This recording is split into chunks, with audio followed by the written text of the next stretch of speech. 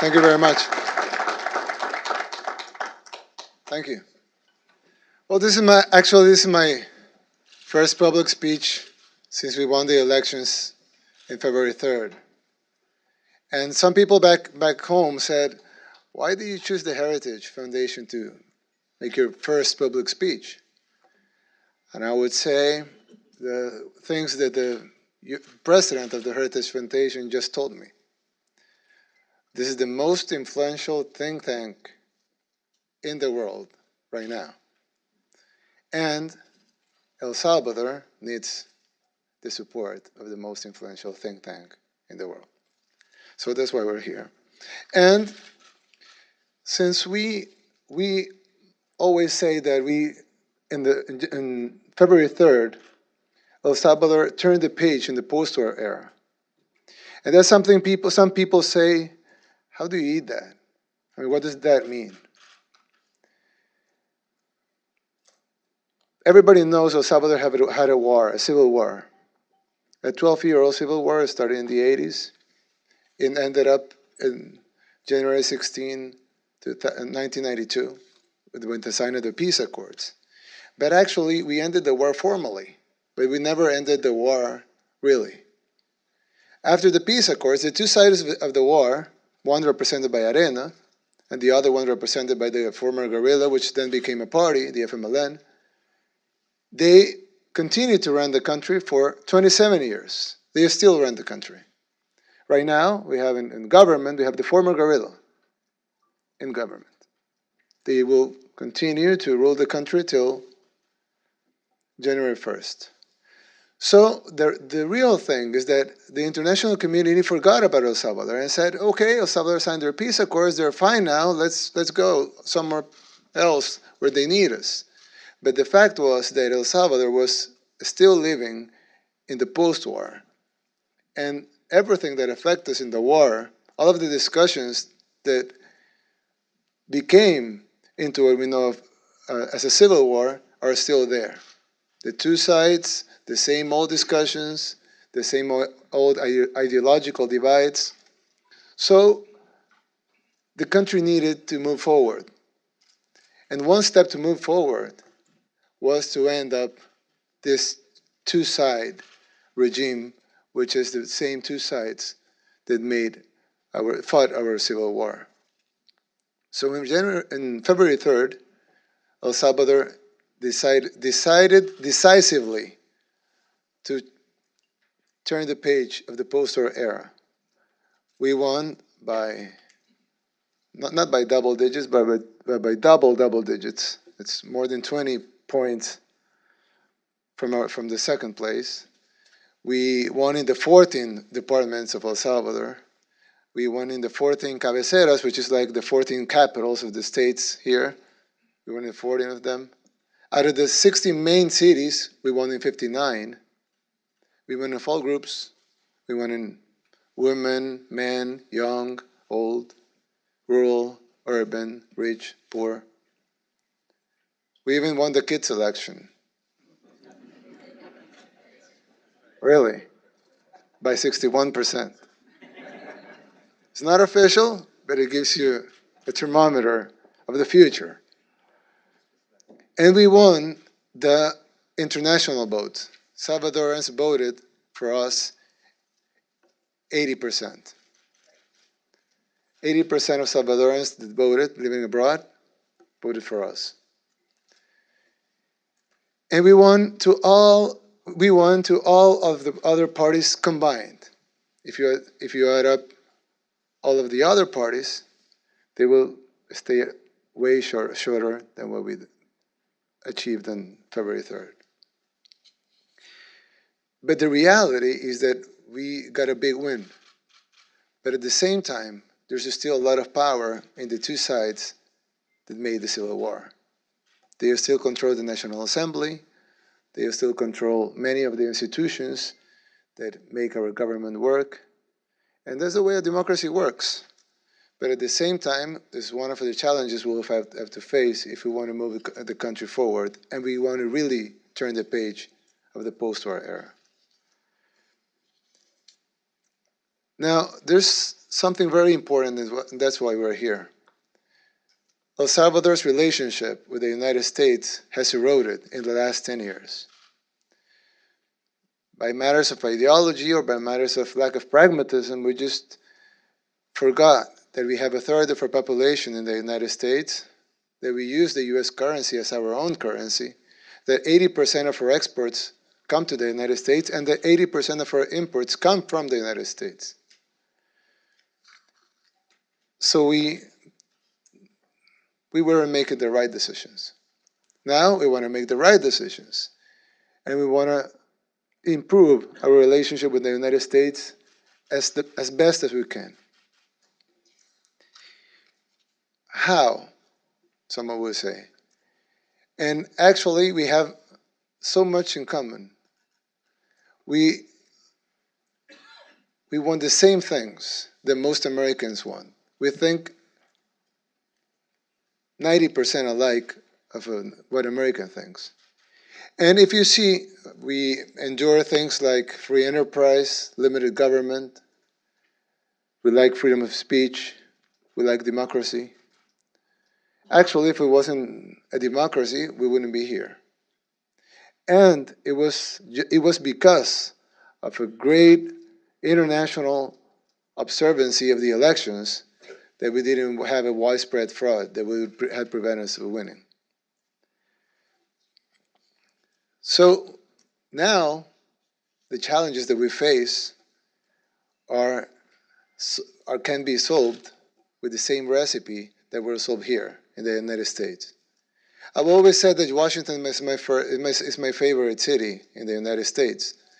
And it's not because it's the most beautiful or the one with less traffic, but just because of the fact of the vision when it was built. When Washington was built, the US was a poor country. And they built this huge, beautiful city as their capital. So they will impress foreign dignitaries. The wisdom of doing that is not by doing that itself, but by the vision of what they wanted to achieve. Probably in 50 years, probably in 100 years, but they were sure they will be a world power someday. When we go back, probably it wasn't a popular decision, but when we look back, we will see it was the correct decision. And right now, the United States is the most powerful country in the world. So it was a vision that turned into reality. Now, our vision is not to be a superpower. We're too small. But our vision is to have opportunities, is to have security, is to disappear poverty, is to be an example for other third world countries that things can be better when you unite and you use common sense to build a policy.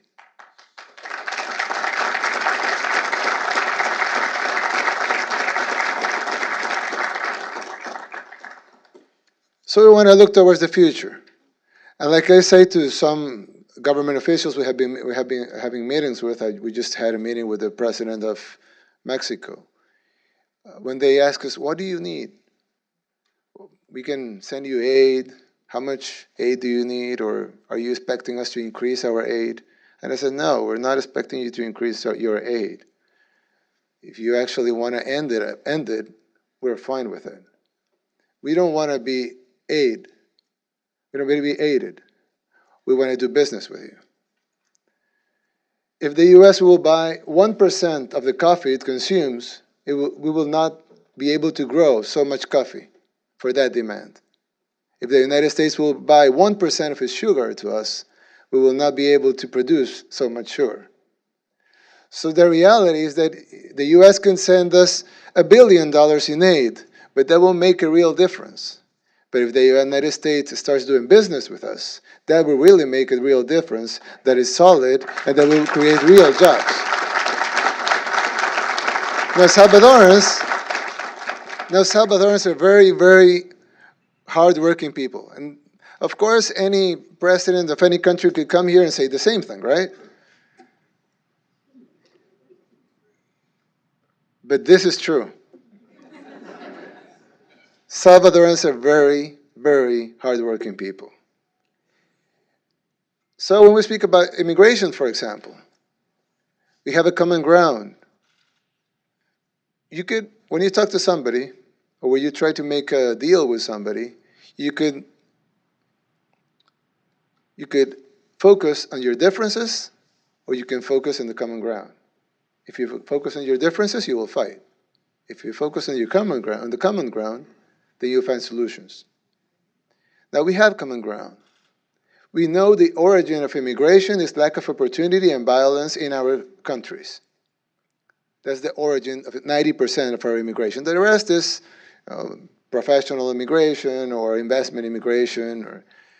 But the 95% of our immigration is violence and lack of opportunity in our countries. I say our countries because I include Mexico, Guatemala, and Honduras. So what's the solution? You could do 1,000 counter-immigration programs, and none of them will work as developing opportunities and security in the countries where immigration originates. Why would somebody flee his home? Why? He has everything. His family, his language, his habitat, the country he knows. Why would he flee? Cross through three frontiers, a desert, possibility of being kidnapped, killed, raped, and then for the possibility of crossing a border with no papers and trying to find a job, an underpaid job, maybe two, maybe three jobs. Why? Doesn't make sense. Only if it's the only opportunity, if it's the only choice. So that shouldn't be the only choice. Now, what if we provide opportunities back home? Someone will say, yeah, that sounds nice, but how would you do it, right? Well, it's actually easy if you understand how the economy works. The real investment is private investment, but private investment has to be lured. And the way the private investment can be lured is by setting the right rules, the security that those rules are not going to be changed, building the basic infrastructure, limit the government to what the government should do, end corruption, and promote your country. And we're starting to do that even before we're sworn in. So we're planting the seeds now. So when we start the government, we kind of start to reap what we saw. Now, some countries would come to the United States and ask for handouts. But a handout is like giving a drug addict money. He will go out and buy drugs. We don't want any handouts. Actually, we're ready to refuse aid if we will jumpstart commerce. We do want to do business with the United States, our greatest and most powerful ally, at the country where a third of our population lives, a country that shares so much with us, and a country we're so close. It's actually easier to come from El Salvador to Miami than from New York to California. So we hope for a new era, not only in El Salvador, but in our relationship with the United States. Some people have said, oh, but the current administration has said some bad things about your country. And I would say, look, the best way to answer is not getting into a fight with your greatest ally. The best way to answer is to make your country better. So then the speech will change. Because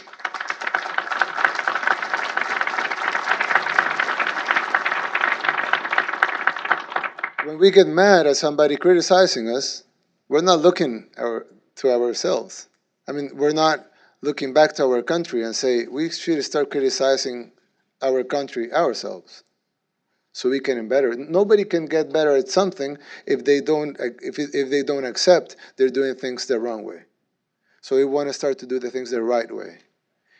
And I'm sure, as President Andrés Manuel López Obrador said in Mexico,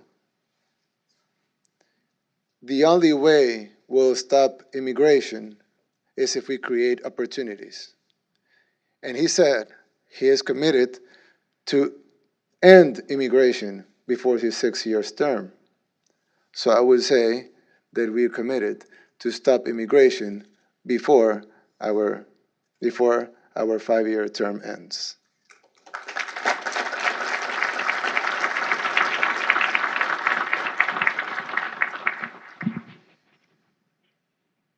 I haven't said that before.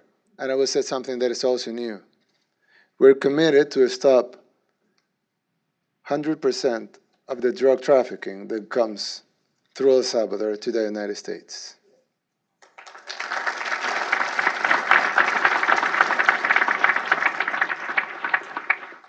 We already have a plan, and we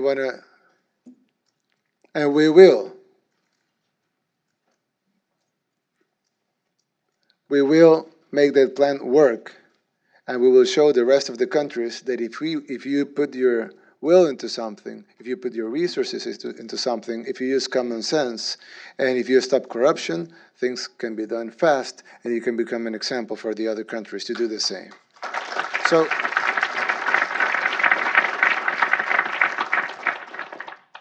So then we become a real partner, a small one, but a real one. So if we're a partner, we want to be treated as a partner, and more than a partner, as a friend. We're friends with the United States, and we expect the same from the United States to us. We're going to end immigration, forceful immigration,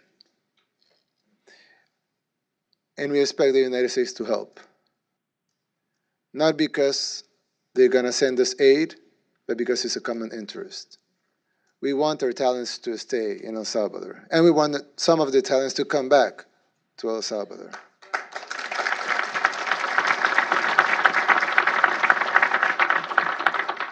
You know how much a Salvadoran immigrant stays without a job? The average, the Salvadoran immigrant stays without a job in the United States?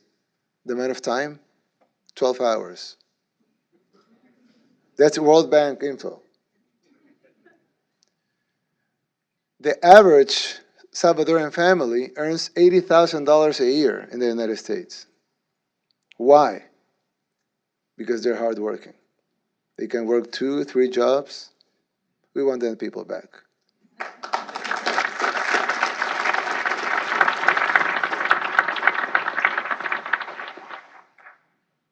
But we want to establish more trade. We want the U.S. to buy our products. We will buy their products too.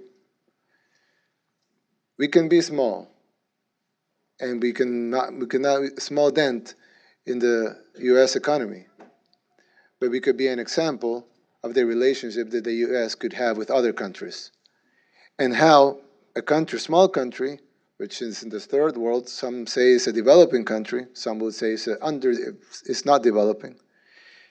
But the real thing is that we could show that El Salvador, with how it seems right now, it could be totally changed.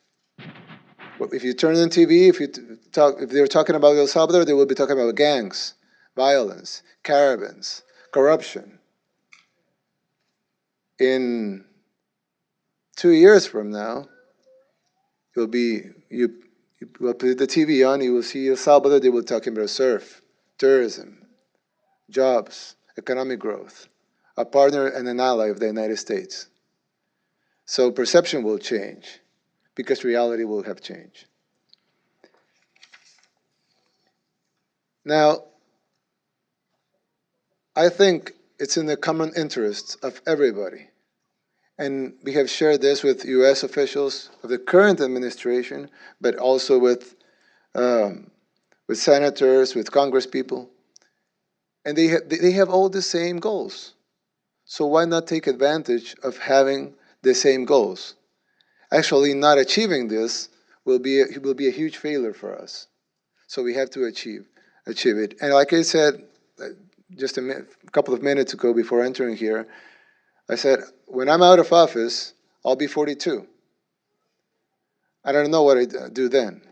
I cannot run for anything, and I don't know. I don't want to write a book. So, but I would want, I would, but I would want, what I would want to do is to look back and see those 5 years I was in office as as the years that El Salvador changed and put the country in the right path.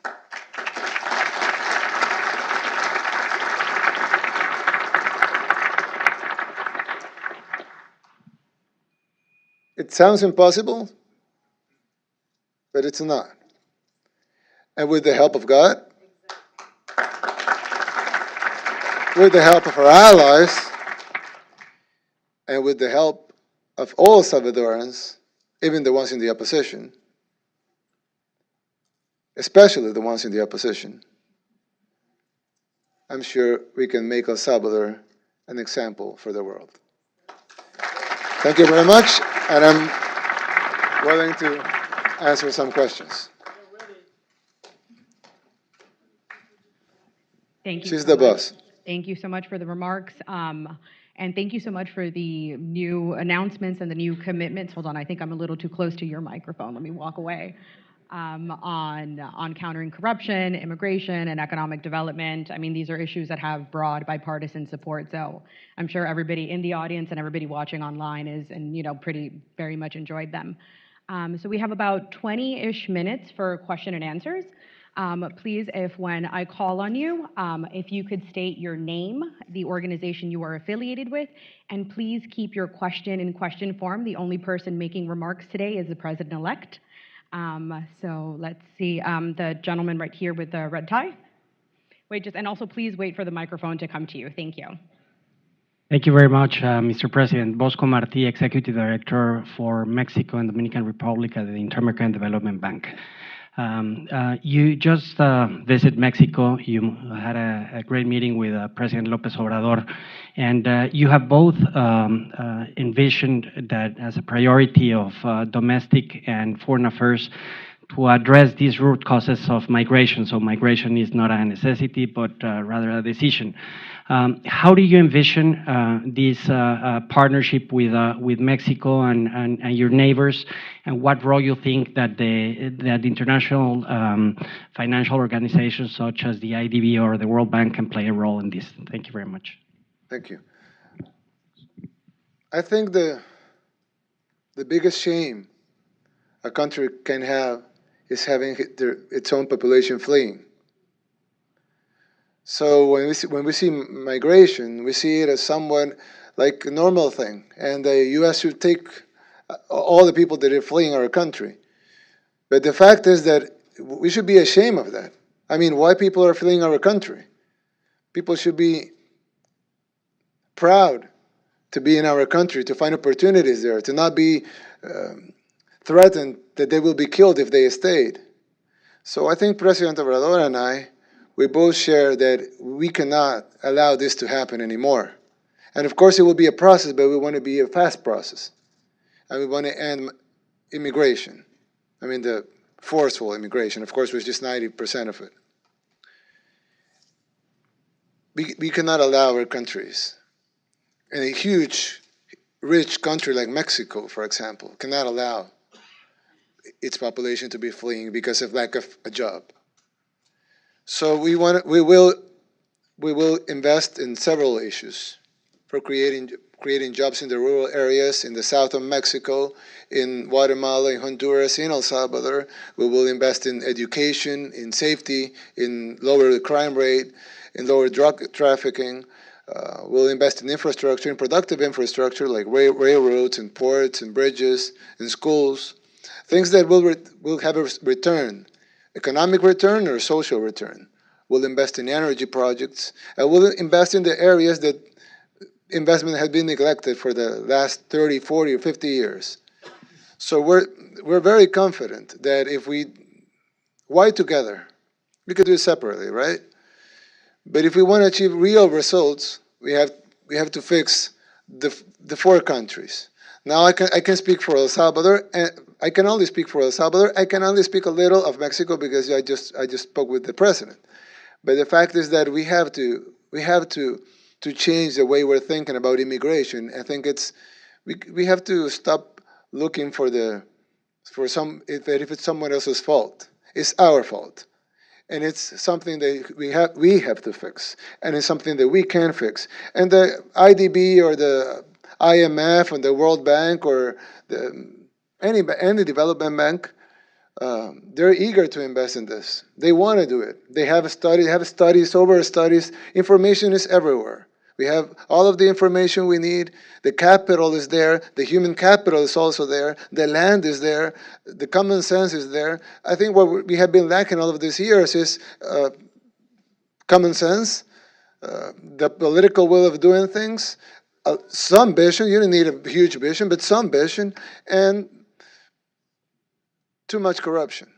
We have to tackle on corruption. If politicians are there to steal money, then we'll never get to anywhere. No money will suffice if politicians are stealing the money. But I guess I've always said the money will suffice if no one is stealing.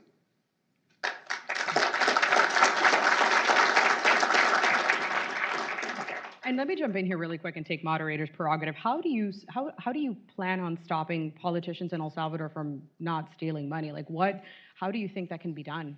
I would say I will steal these words from President Obrador. When you clean the stairs, you clean them from the top down, Yeah. not from the bottom up. So we'll start by the president not stealing. Then we'll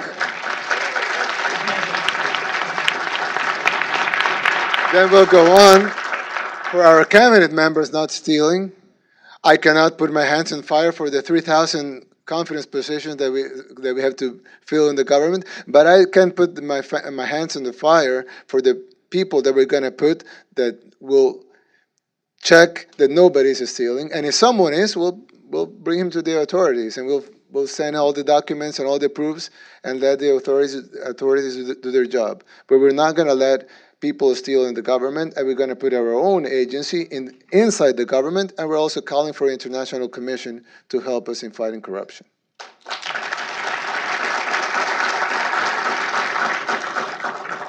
Let's move really quickly to the right side of the auditorium. My right, your left. Apparently red is a very popular color for ties today. The gentleman here in the front. I'm brother. Thank you. I'm Dan Erickson with Blue Star Strategies. Congratulations on your election. Thank you for being here today. I hope you do change your mind about writing a book as well. I want to ask a question. It's meant to be a friendly question, but maybe it's a tough one. I don't know. The previous government or the outgoing government changed relations with Taiwan in favor of China. And I would like to know how you're thinking about the China question. Would your government think of reversing that decision and going back towards diplomatic relations with Taiwan, or how do you see that evolving in the future? Thank you. Thank you. That decision hasn't been. We haven't taken. We haven't. That decision hasn't been taken. But we have spoke about that. We just had a meeting about it. China is not playing by the rules. They don't respect the rules. They don't respect the rules of commerce. They go in, they do projects that are not feasible. Then they left the countries with huge loans they cannot repay, and that they use that as leverage. They manipulate the currency, and then they want you to respect their manipulation of the currency.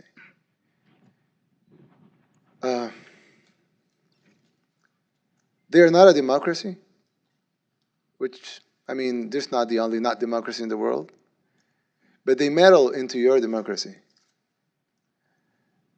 So we want to be friends with China, but China has to be friends with us. And we don't mean money or investment, but respect. So what we are studying right now is that we want a relationship with China if it's based on respect. But right now, we haven't seen that from them. So we're starting that decision. I know it hasn't happened in the last 30 years. No country has turned away in their relationship with China, with the second biggest economy in the world.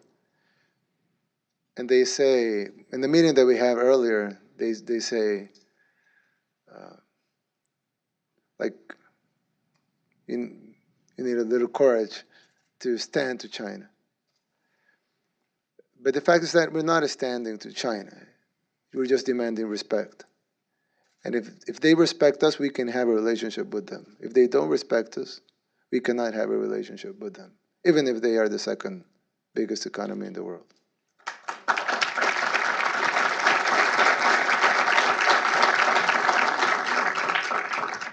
Now over to this side of the room, gentleman in the yellow tie, please. President-elect Steve Johnson from the International Republican Institute. My wife and my two boys lived in El Salvador some years ago, and we can remember in the 1980s and the 1990s that El Salvador was the economic engine of Central America.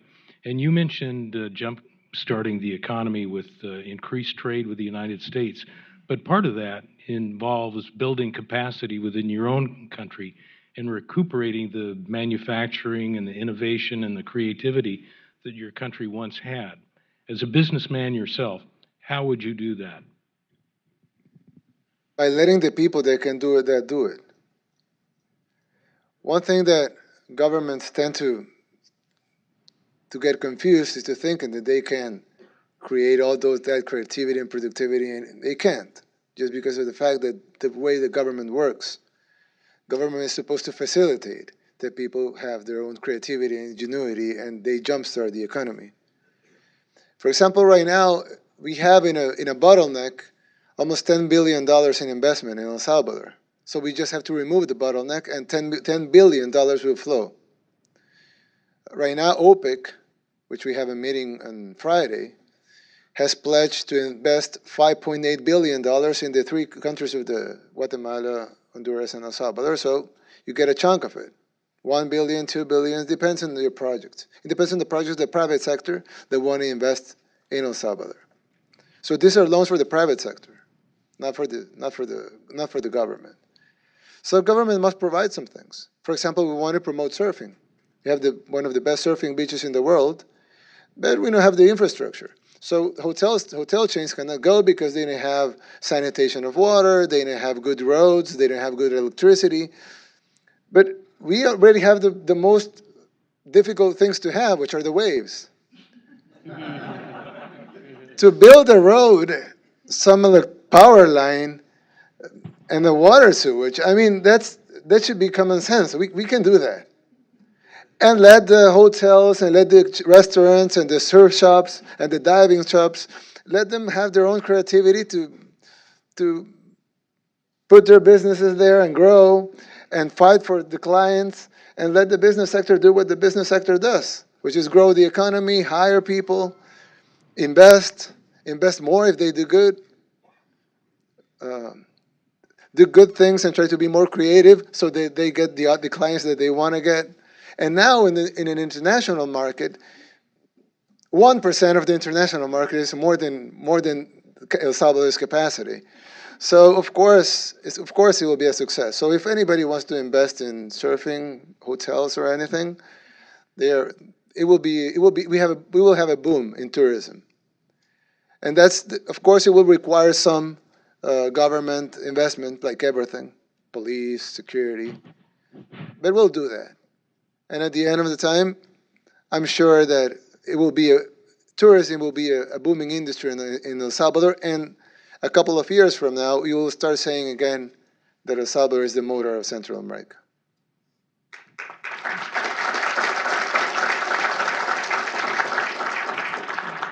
We have a microphone in the back, the gentleman in the back with the suit, glasses right there, who's been very patiently waiting.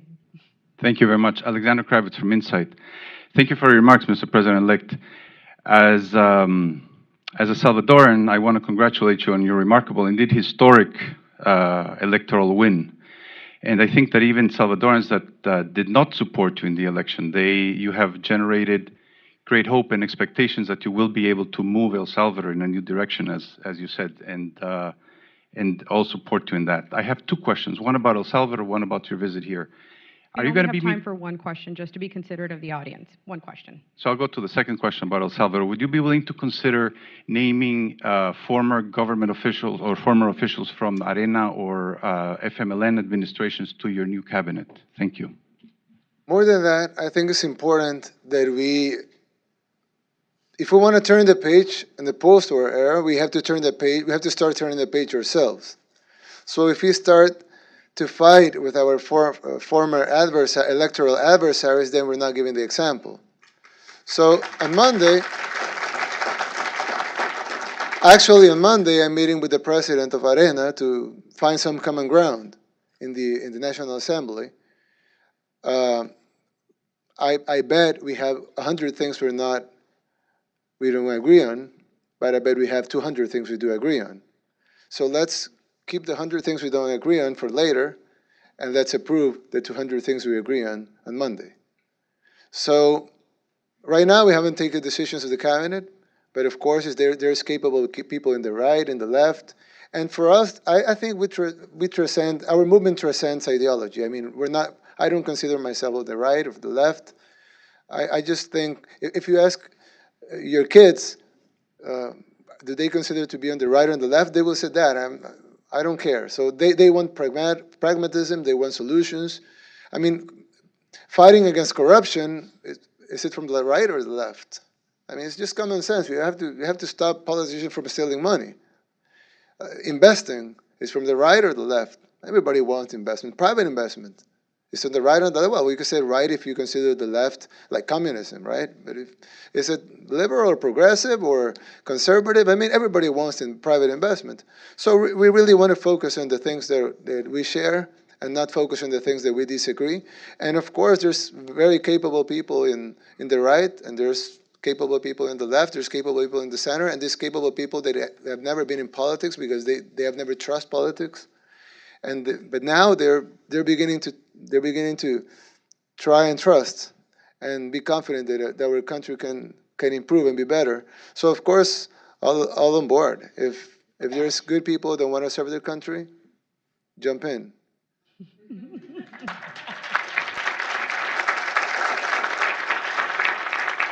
So you're collecting job applications on the way out, correct? Yes. Okay, all right, just making sure.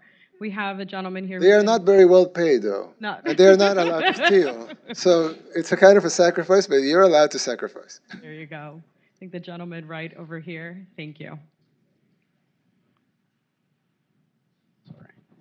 First of all, congratulations on an amazing victory. Those that didn't believe now are believers. But I have a question for you. Can we have your name and your Yes, organization? my name first? is Thank Mario you. Velasquez. I'm a senior consultant with the Southwest Voter Registration and Education Project in the Southwest of the U.S. So my question is about impunity. I haven't heard you speak about impunity, but I assuming with everything else you said, impunity is included. So I want to hear from you, Mr. President-elect, that you will be firm and uncompromising when it comes to acts of impunity that we have seen from the right and we have seen from the left in El Salvador, cases like Jose Luis Merino, who act in complete impunity on many aspects of the economy. I think that history has shown us that corruption is on the left and on the right.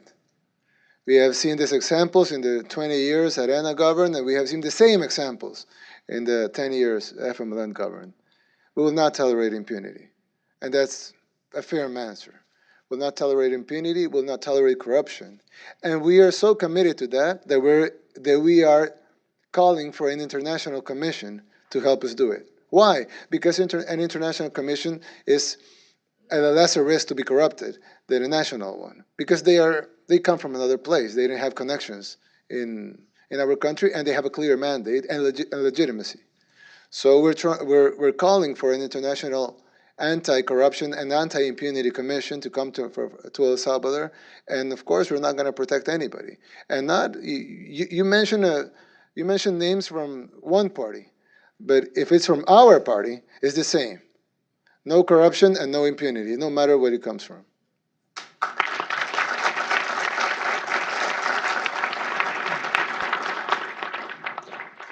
We have a gentleman in the back right here with a pink tie who's been waiting very anxiously.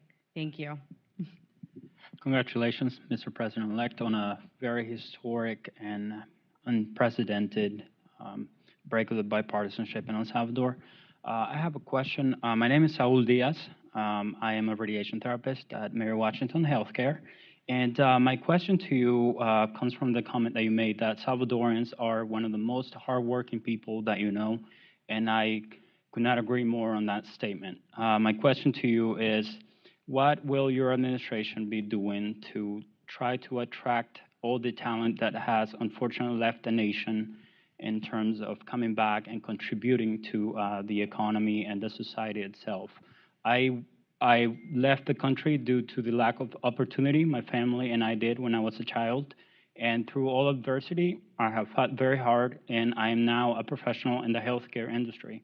So I am very interested to know your position on what your administration will be doing to give an incentive to all the professionals that are around the world that would want to come back to the country and contribute. Thank you. 2 years ago, the government was doing some things that were not good. And some people in the opposition started calling for young people to come out to the streets and stop that. Nobody showed up. Crowds were 10, 15, 20 people. That's not even a crowd. And politicians and analysts in TV started asking, why the young people don't come out? They should go out. And I said, young people will go out when they are inspired. They will not go out when they are to be used. So when we won the elections, a lot of tens of thousands of young people get out. I said, see, they are inspired now. So the way of attracting people is not by giving a subsidy or guaranteeing a job, because they already have one here and probably better paid, but try to inspire them to do something good for their country. I've spoken with thousands of Salvadorans living here in Washington, in the DMV area, in California, in Boston, in New York. And they've told me different stories. Like, I want to put my business over there, but I'm afraid I will be rented by the Maras. Or I want to go back there, but I don't know if I find a job. Or I want to retire there because my retirement will give me more for my buck in El Salvador than it gives me here. But I'm afraid of what I will find over there. And I've heard also, I'll go back there when you win. I'll go back there when you're sworn in. I will go back there when I start to see the changes that you're promising. So the fact is that one thing brings the other, like the chicken and the egg. But the real thing is that what can make that happen is inspiring people. And I bet not only Salvadorans will go, but also people from all over the world. Because when you see something that is inspiring, a thing that you can build, a thing that you can be part of that history, you will be eager to do it, even if you sacrifice a couple of bucks. But you will see that you're doing something important. And a lot of people want to do something important in their lives. I mean, I could state as a businessman, I could earn more money than the president's salary. But the fact is that I wanted to do a change. Our ministers are not getting overpaid like they were getting in the previous government, in the actual government. So their salaries are not that high, but I bet there's thousands of people that want to do that job because they want to change their country. So I'm sure that in the 3 million Salvadorans living abroad, if we find 5%, that's 150,000 people, 150,000 talents, 150,000 It's 1,000 hardworking people with a dream and with hope that they can rebuild our country and make it an example in the world.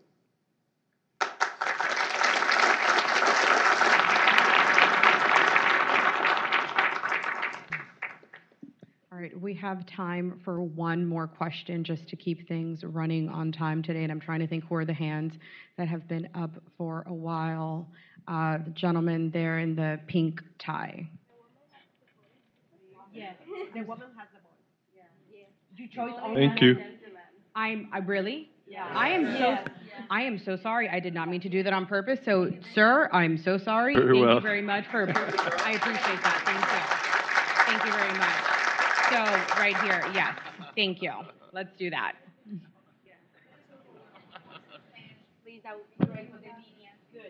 Okay, we'll have her ask a question and then we can do that afterward just to keep things on time. Thank you.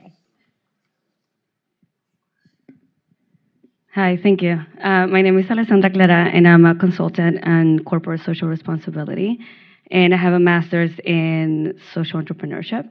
So it's all about measuring the impact that businesses have in society. And my question, and first and foremost, I'm Salvadorian, and I voted for you, so I'm very hopeful. So I really want to ask, what do you think the role of the private sector will have in your administration? And what are you doing to build partnerships with that? Thanks. What does an investor want? Returns, security, rules not to be changed after he makes his investment, and the ability to get his money in and out whenever he wants. And a common sense market. I mean, if he sells shoes, he wants people that buy shoes, right? That's very easy to provide.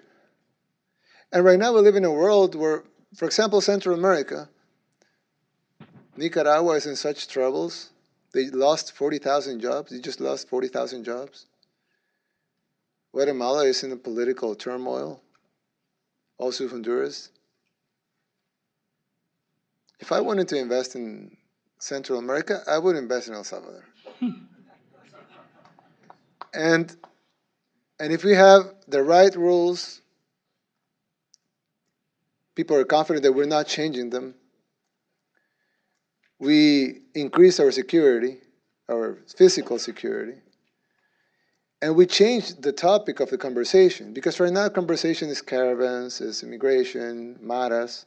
But if we change the topic of conversation to positive things, even in those issues, I mean, we can talk about those issues, but in a positive way, because things are changing through the positive things.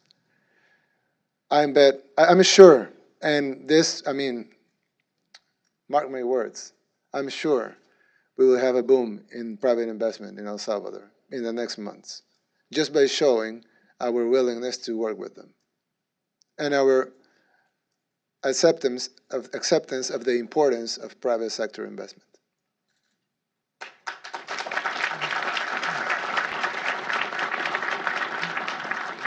See, since I was told I have not called on enough ladies, and I deeply apologize for that because I was not on purpose, we're going to call on one more lady, and just to kind of, and we're going to take things a few minutes over, but I hope that's okay with you.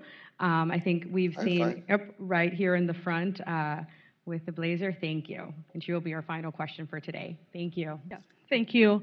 My name is Rocio Treminio. I'm the mayor of the town of Brentwood. My question is, you have explained a lot of investment, and I would like to know, what is the focus? What is the industry focus that you want to have? What is the administration is going to, what are the sectors that you're planning to bring to El Salvador? All of them. Okay. You know, when we were campaigning, we did some promises of big projects, an airport, expanding the port, both of our ports, a railroad. And people were saying, we don't have money for those types of projects. They're too big, and we need other things. And I say, imagine an island, right? You have an island, a desertic island. We just found an island. And we said, let's build a country in that island. That island has enough land and natural resources to build a country. Okay, now there you have $10 billion to build the country. And you have 200,000 people to build your country with 200,000 people and $10 billion. What you will do? What's the first thing you would do? A port, right? And then what you do? An airport. And then a government center, and roads, and a hospital, and schools. And then a power plant. And an area for industry, agriculture, tourism. You find the best beaches, and you do the tourism over there. And then you start building an economy and a country in an island that works. The other way is the way that was proposed by our electoral adversaries. Spend the 10 billion. Start giving free food, free things, handouts. The next year you will have 9 billion. And you continue to do that. In 10 years you have nothing. You will have no port, no airport, no roads, no schools, no hospitals, no government center, no tourism area, no agriculture, no industry, no jobs, and people will expect the handouts where there's no more money, like in Venezuela. So there's no more money to give. So what will happen? The country is in bankruptcy. So what we're going to do in El Salvador is do the right thing.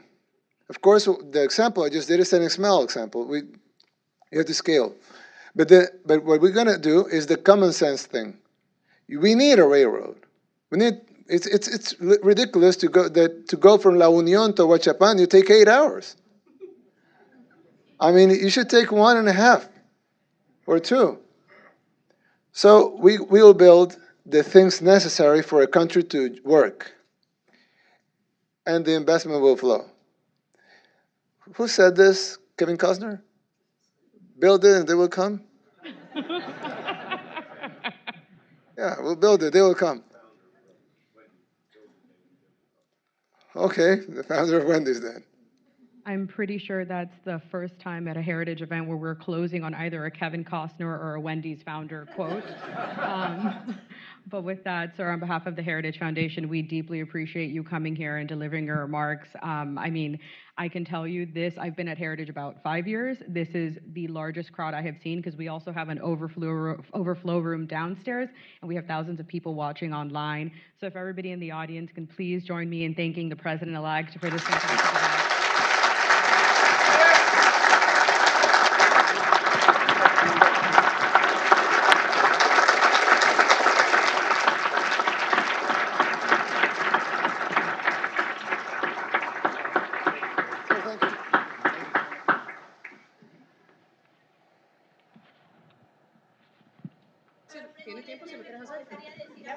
If everybody can stay quiet for a few minutes so we can record.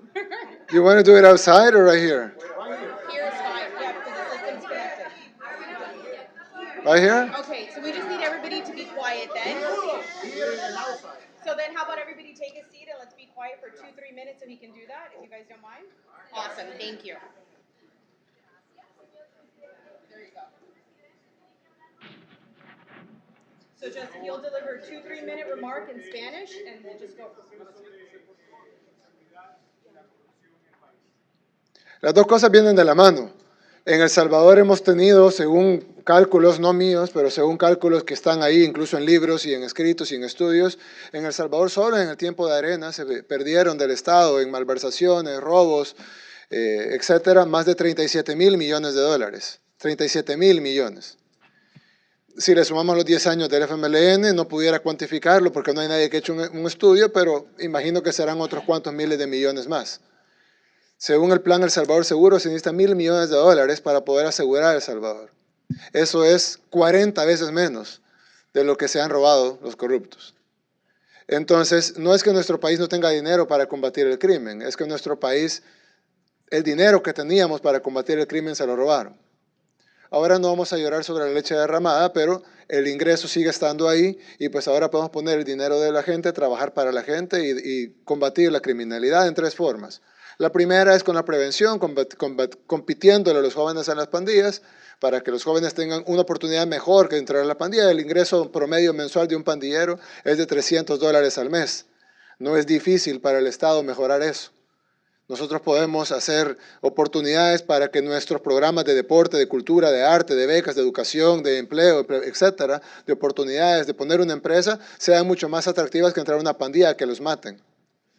La segunda es combate a la delincuencia y para eso necesitamos más recursos para la policía y sobre todo el uso de tecnología. El día de hoy ni siquiera tenemos un laboratorio forense. Ahora vamos a invertir realmente en combatir la delincuencia de una manera inteligente. Y la tercera es la reinserción. Tenemos cárceles que son universidades del crimen en lugar de ser centros de rehabilitación. Necesitamos que sean centros de rehabilitación, no solo porque es lo correctamente humano para hacer, sino porque son la gente que tiene penas de 5 o 10 años y ahí ya van 9. En un año van a salir inexorablemente, queramos o no. Entonces es mejor que salgan con una actividad, que salgan graduados de algo positivo y no que salgan graduados de delincuentes como están siendo graduados ahora.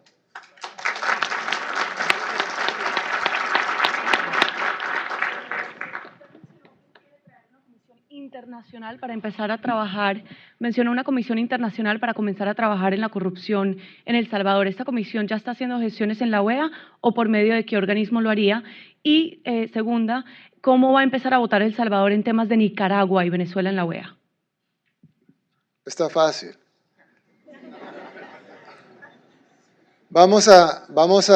Ya hemos hecho el llamado para la Comisión Internacional contra la Impunidad y la Corrupción.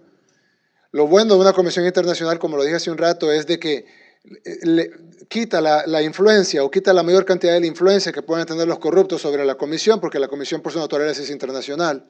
Y segundo, está avalada por un organismo internacional. Puede ser la ONU o la OEA, hemos hablado con ambos. Incluso el doctor Almagro de la OEA, incluso tuiteó de eso hace unos meses, está dispuesto a trabajar de la mano con la ONU, lo que sería inédito. Generalmente la OEA y la ONU no trabajan de la mano, en este caso sí están dispuestos a hacerlo, así que pudiera ser con la ONU, pudiera ser con la OEA o pudiera ser con ambos, trabajando en conjunto. Pero definitivamente tiene que ser internacional y tiene que ser avalado por una organización respetada. En el caso de Ortega y Maduro, pueden irse despidiendo de sus aliados de El Salvador.